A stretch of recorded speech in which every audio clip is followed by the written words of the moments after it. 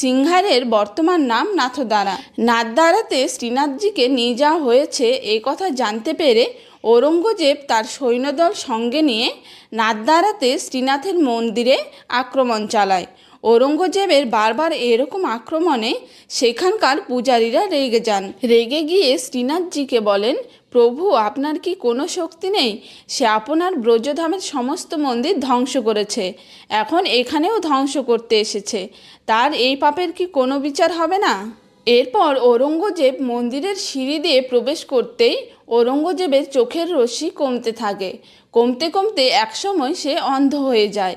এমন অবস্থায় শ্রীনাথজির লীলা বুঝতে পেরে ঔরঙ্গজেব অন্ধ হয়ে মন্দির ত্যাগ করে।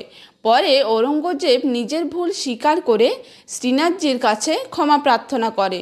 তখন একটি দৈববাণী হয়, আমি তোমায় ক্ষমা করব, তবে এই ভুলের জন্য পুরো মন্দির চত্বর তোমাকে তোমার দাড়ি দিয়ে পরিষ্কার করতে হবে এবং ব্রজবাসীর কাছে ক্ষমা চাইতে হবে, আর সিঁড়িতে লিখে দিতে হবে তুমি আর কোনোদিন মন্দির ধ্বংস করবে না। দৈববাণী শুনে ঔরঙ্গজেব সঙ্গে সঙ্গে তার দাড়ি দিয়ে পুরো মন্দির চত্বর ও সিঁড়ি পরিষ্কার করে এবং সিঁড়ির একটি ধাপে আরবি ভাষায় লিখে দেয় যে সে আর কোনোদিন মন্দির ধ্বংস করবে না। এরপর শ্রীনাথজি তার চোখের রশ্মি ফিরিয়ে দেন।